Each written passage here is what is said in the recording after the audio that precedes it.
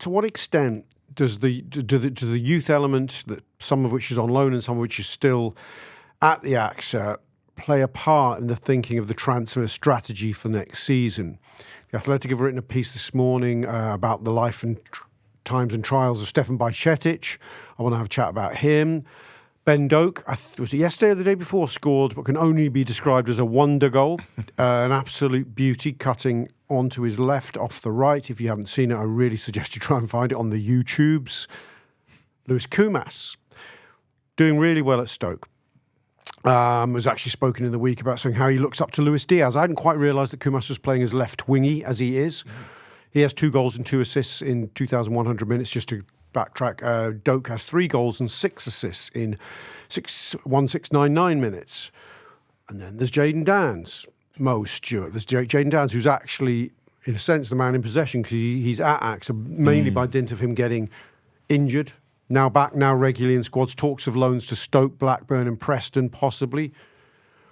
1, 2, 3, 4 young men I've mentioned there. Yeah. What do you think of their futures at Liverpool in the short and longer term? I don't think it's linear for all of them. I think that for some of them, it's easier to deal with. I think, for example, Lewis Kumas, I saw an interview he did recently where he said that he was surprised that the club sent him on loan. He thought that was a bit earlier than he was expecting. And he has recently, or the most recently, signed a new deal. So he's got plenty of time on his side. He's 19, like Doak. I would expect him to go out again. I wouldn't think that he would come straight back into the first team. But I do think you're right to say that he has impressed from what I've seen of him as well. And I think it's not a small thing that Stoke have had 4 managers this season and all 4 of them have picked him. So that's very big a tick. I think the hardest one to predict is Stefan. With Ben Doak, he's great. I think what will happen is that a team will offer our valuation and he will end up being sold, personally. Really? Yeah, I do. I think that's a real shame. It is a shame in a lot of ways, but I just think that we have seen in the past times where players have shown promise at other teams and it's hard to say if that promise translates to this team. So, for example, his biggest problem is Mo Salah. like Slot said in his last press conference, I'm struggling to find ways to give Chiesa enough minutes. Chiesa's won the Euros. He's an international superstar. And Harvey Elliott as well. There's another one. Yeah. So for Ben Doak, I don't think there's going to be much scope in kicking the can down the road again and giving him another loan. I think what will happen is They're only the same age as Kumas. There's a month between them. But he is going to be attracting a lot more. So Liverpool, I don't know how sure this is, but we're hearing lots of reports saying Liverpool's valuation for him is around £30 million. Yes. The bids that came in January were reportedly around £15-16 million, which is still a long way different.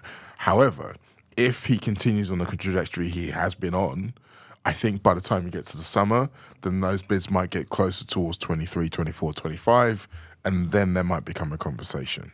So I can see that being his future. With Stefan, it's difficult because for so many reasons. One, the fact that he needed to go away and play and to get back to where he can really trust his body. But also, the feeling is that the way that he plays didn't necessarily suit Slot as much as it suited Klopp.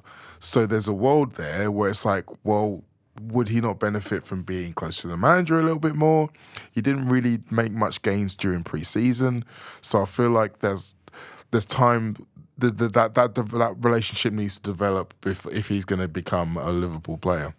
Peak Stefan Bajcetic during his period where he was getting in our first team in Klopp's penultimate season, he wasn't half doing an impression of what Ryan Gravenberch's becoming. In terms of his ability to turn away from teams and to drive the ball forward. Got very quick feet, hasn't he? I think that athletic piece and the fact that they were focused on his passing stats, I think is very informative as well, because that's clearly something which they feel like he needs to develop before he can be considered. But all of this is said within the context of the fact that he's only got 2 years left on his deal. So for him, this summer, if they do send him out on loan again, when he comes back, he's only got 1 year left. So if he goes away and they still not sure about him, and then they want to sell him, it's a harder sell than it was if they sell him this summer. But then they didn't want to put an option to buy into any loan deal because Barcelona tried it in the summer. Yeah. So they weren't sure that they were going to sell him. So I don't think that they are sure either way if he can or he can't. And I don't think that this loan deal at Salzburg is going to be conclusive either way.